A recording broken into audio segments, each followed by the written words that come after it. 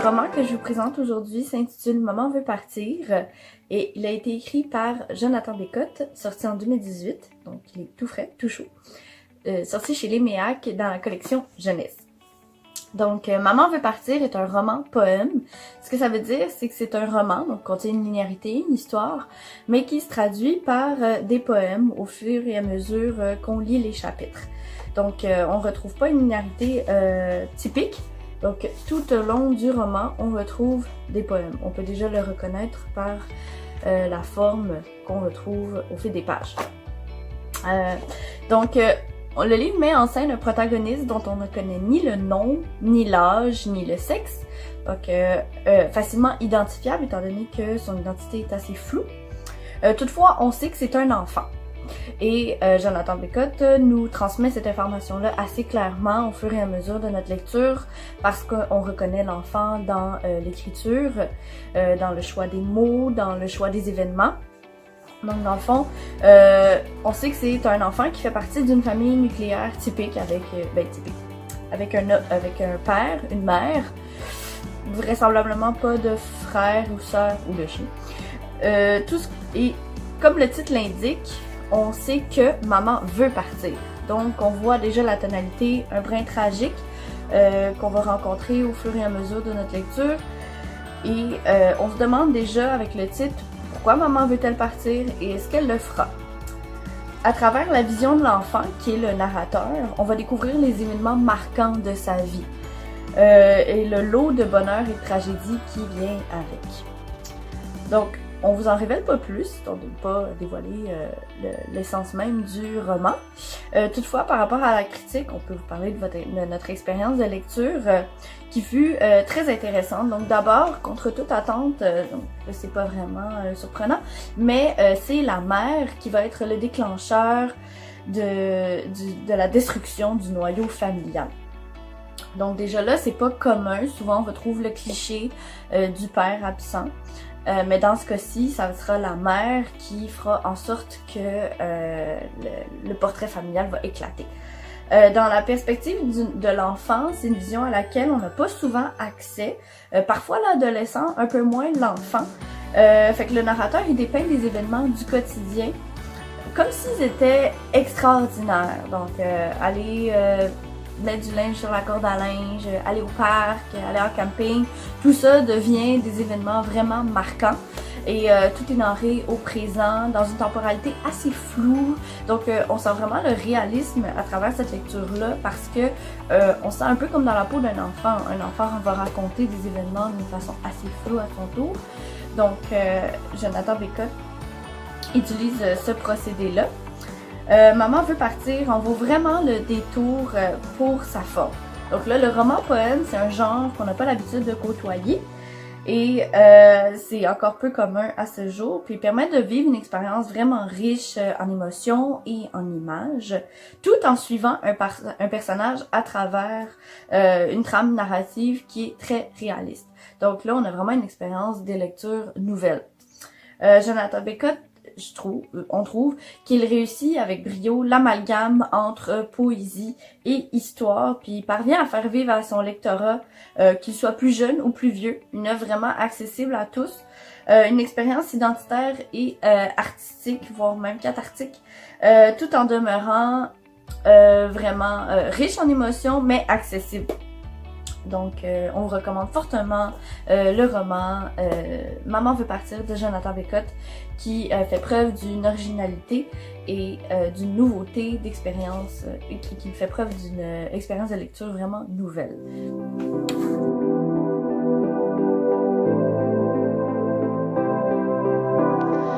Donc, on va continuer avec le passage important à analyser. Donc, nous, on a choisi la page 178. C'est le moment où le personnage apprend que sa mère a le cancer et qu'elle va probablement décéder à cause de cette maladie-là. Alors, on l'a choisi parce que, en fait, c'était vraiment le passage qu'on trouvait qui résonnait le plus dans l'œuvre. C'était vraiment le point pivot, là, vraiment, du roman. Tout d'abord, on l'a observé très facilement, là, son importance avec le titre, qui est en majuscule, le mot le plus laid du vocabulaire. Donc, c'est vraiment frappant, là, contrairement à tous les autres poèmes du récit, de l'œuvre. Ensuite, le titre justement est en majuscule, mais aussi la page, elle est centrée. Contrairement aux autres pages qui sont toutes alignées à gauche, celle-là, elle est vraiment centrée, donc ça vient démontrer son importance encore plus. C'est vraiment là l'élément central du roman. On a découvert aussi, là, justement, grâce aux mots utilisés, que c'est comme un cri du cœur du personnage principal. On ressent vraiment sa détresse dans ce moment-là. Donc, c'est pour ça qu'on l'a choisi, entre autres. Tout d'abord aussi, on a le champ lexical qu'on retrouve de l'école, ce qui est assez curieux. On a une distanciation par rapport aux mots, parce que le personnage insiste, que d'habitude les mots on l'apprend justement à l'école, tu sais, comme il dit, c'est un mot de vocabulaire, on apprend le dictionnaire, définition, souligne en rouge, etc. Donc, on essaie ici, là, par le personnage, de prendre une distanciation. On ne veut pas l'avoir appris, ce mot-là, cancer, là, dans le quotidien, mais on aurait peut-être préféré justement l'apprendre à l'école où est-ce qu'il n'y avait pas de partie plus émotionnelle qui était rattachée à ce mot-là. C'est pourquoi aussi, justement, là, ça fait un sujet, justement un champ lexical très intéressant du mot, autour du mot cancer, là, en lien avec l'école. Par la suite, on a aussi relevé beaucoup de figures de style. Donc, tout d'abord, on a la comparaison à la fin du monde. Donc, le personnage, en comparant le cancer à la fin du monde, on comprend qu'il ressent vraiment une tristesse et une détresse très, très, très profonde, justement parce que la perte d'un proche, surtout la mère, avec qui il était très, très, très, très, très proche, peut en effet sembler comme la fin du monde. Surtout en étant enfant, il y a moins la vision globale de la vie là, qui continue. On est vraiment arrêté au quotidien. Donc, ce qui fait que, justement, la fin du monde peut en effet être liée à ça. Par la suite, on a une personnification du cancer. Donc, il est là sans avertir. Donc, c'est vraiment imprévisible. Ça rend le cancer vraiment comme physique et menaçant. Donc, il est angoissant. On ne sait pas quand est-ce qu'il apparaît. Donc, ça devient vraiment très, très inquiétant en effet. Par la suite, le personnage dit que le mot lui brûle les yeux. Donc, c'est vraiment pratiquement une réaction physique au mot. Ça vient chercher aussi le côté des pleurs, des larmes, parce que c'est salé, ça brûle les yeux, les larmes. Donc, il a probablement beaucoup pleuré aussi. Donc, en pensant à ce mot-là et à sa mère. Donc, c'est pourquoi le brûle les yeux aussi vient encore plus appuyer le fait que le personnage est vraiment en détresse et vraiment dans la colère, là, comme ça. Ensuite, vers la fin de la page, le personnage propose de mettre le mot devant le miroir et il y voit le mot renaître. Donc, on a vraiment ici une belle métaphore là, de ce côté-là. On sent qu'il y a une espèce de déni au niveau du personnage, justement, de ne pas vouloir le regarder en face, donc le regarder à travers un miroir. Et le sens du mot renaître, c'est vraiment recommencer, revenir en arrière, comme s'il n'y avait pas eu de cancer là, et qu'il y avait comme une deuxième chance pour sa mère. On a aussi finalement relevé une importance avec ce passage-là parce qu'il y avait aussi un lien très fort avec le titre. Donc, Maman veut partir. Dans tout le roman, on a une espèce de gradation des départs. Donc, on a les vacances, on a les petites sorties, la coconut, tout ça. Ensuite, on a les vacances à Wildwood. On a le divorce. Et enfin, on a la maladie. Donc, maman veut partir. À ce moment-là, c'est pas parce que justement elle le veut, c'est parce qu'elle n'a pas le choix à cause de la maladie. Et aussi, peut-être qu'elle veut partir justement pour arrêter de souffrir et enfin là, être en paix. Donc, ça vient faire un lien très très fort avec le titre du roman. C'est pour toutes ces raisons qu'on a choisi la page 178 comme passage important là, du roman parce qu'on sentait vraiment qu'il était un pivot central à l'histoire. C'est le moment où le personnage là, vient vraiment faire face à le plus gros défi qu'il a jamais rencontré. Alors voilà!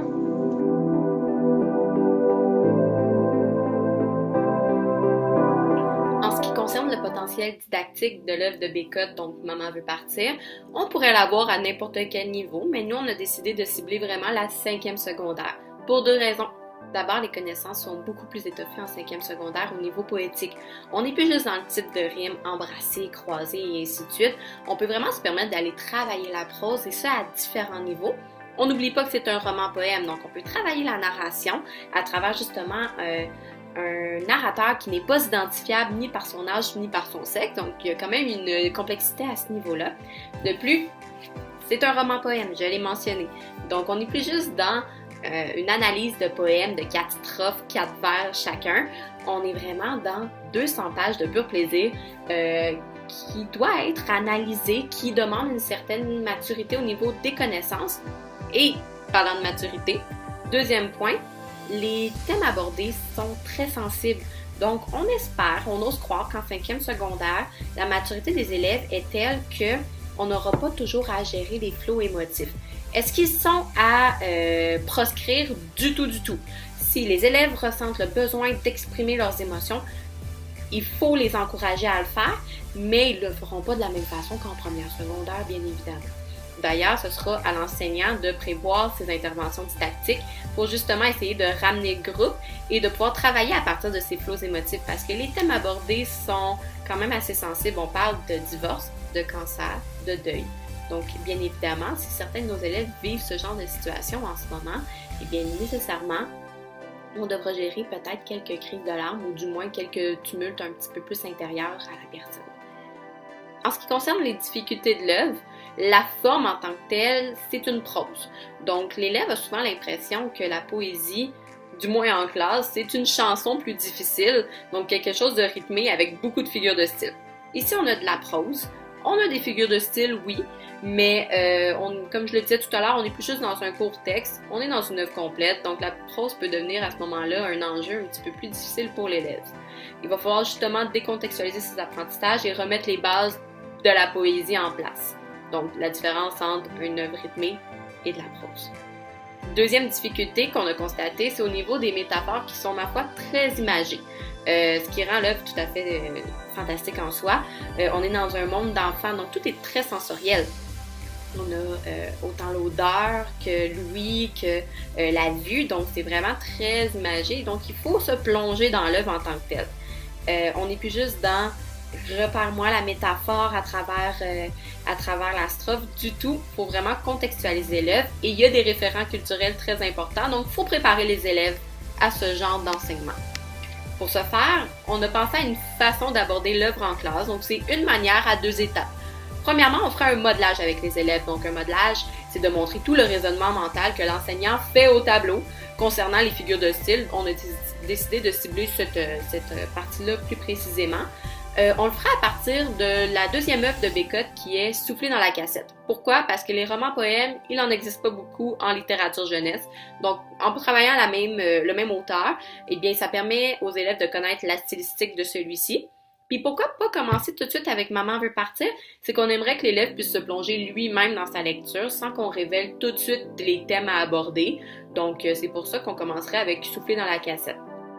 Donc, cette première étape viendrait vraiment permettre de mettre les bases au niveau des connaissances pour faciliter ou du moins rendre plus accessible l'œuvre de Bécotte de Maman veut partir, tout simplement. Deuxième étape, des hypothèses de lecture. Donc on prend le titre, la première de couverture et la quatrième et on essaye d'imaginer la fin. Pourquoi Maman veut partir? Elle veut divorcer, elle veut partir en voyage, peu importe, c'est l'élève qui choisit. Mais il faut qu'il en formule au moins une, puis il peut en avoir plusieurs. Les bénéfices de les hypothèses de lecture, d'abord, ça permet de sensibiliser les thèmes qui vont être abordés. Donc, l'enseignant a déjà une part de fait, parce que Maman veut partir, bien évidemment, ça nécessite, souvent, ils vont avoir l'idée du divorce, du deuil. Et ça permet les élèves de s'impliquer dans leur lecture. Donc, ceux qui aiment moins la poésie, eh bien, ils vont vouloir lire pour aller confirmer ou infirmer leurs hypothèses. Donc, ça permet un peu l'élève de se plonger dans l'intrigue et de vouloir vraiment poursuivre sa lecture jusqu'à la fin. Donc, c'est pourquoi hypothèse de lecture en 5e secondaire, ça a été notre choix au niveau du potentiel didactique.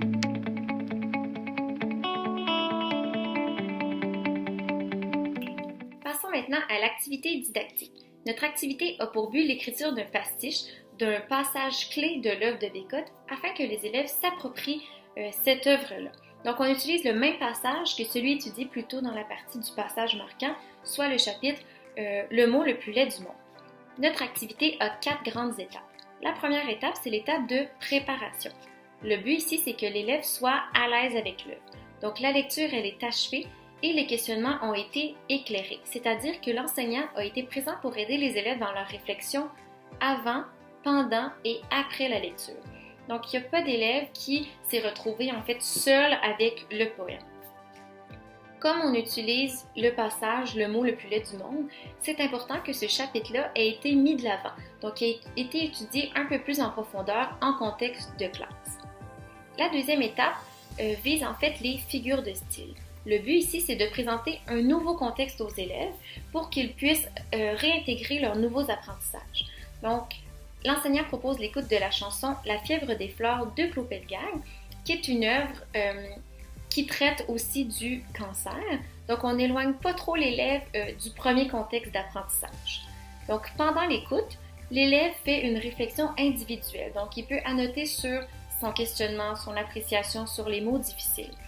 Il peut continuer pendant la deuxième écoute, mais aussi à la fin de 2 écoutes, l'enseignant va laisser un petit temps pour que tout le monde puisse réfléchir un petit peu. Par la suite, il forme des équipes de 3 pour inviter chacun des membres en fait à discuter et à confronter les réflexions qui sont survenues pendant l'écoute. Donc on forme les équipes de 3 pour que chacun des membres puisse parler, puisse échanger. Donc, cette discussion-là, elle est soutenue d'un document avec les questions, mais aussi avec des espaces pour archiver la discussion, les réflexions. La troisième étape, c'est l'étape de création.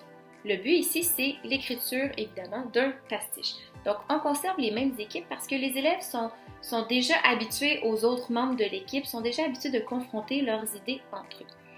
Donc, ce qu'on leur demande, c'est l'écriture d'un poème ayant exactement le même titre que le passage clé de Bécotte, Le mot le plus laid du monde. La différence ici, c'est que les élèves ont la liberté sur le mot choisi. Donc, ils peuvent garder une visée plus dramatique, un peu comme l'œuvre de Bécotte. Donc, ça peut toucher la maladie, ça peut toucher l'enfance, mais ils peuvent y aller aussi avec une visée, un côté plus humoristique si ils le désirent. Donc, le mot peut être berlingot, ça ne dérange pas, tant que la forme du poème respecte le style de Bécotte et que, évidemment, il y ait un lien entre les idées. Donc, cette création-là, elle est soutenue aussi d'un document pour guider les élèves avec les différentes étapes. Par contre, il n'y a pas seulement le document qui est là pour guider les élèves. Évidemment, l'enseignant doit se promener à travers les équipes pour répondre aux questions, mais aussi pour poser des questions, pour amener chacune des équipes à réfléchir un peu plus à ces stratégies de création. La dernière étape, l'étape 4, c'est l'analyse. Le but ici, c'est de confronter ces idées par l'appréciation. Donc, quand l'écriture est terminée, toutes les équipes vont recevoir la création d'un pair. Donc, ils vont devoir apprécier le poème d'une nouvelle équipe, d'une autre équipe. On y va par la même manière que les réflexions effectuées précédemment, par la discussion et la réflexion annotée. Donc, les élèves, les membres de l'équipe vont être amenés à réfléchir sur le poème reçu, sur ce qui a été vu en classe. Donc, les figures de style, le champ lexical, mais aussi une appréciation générale.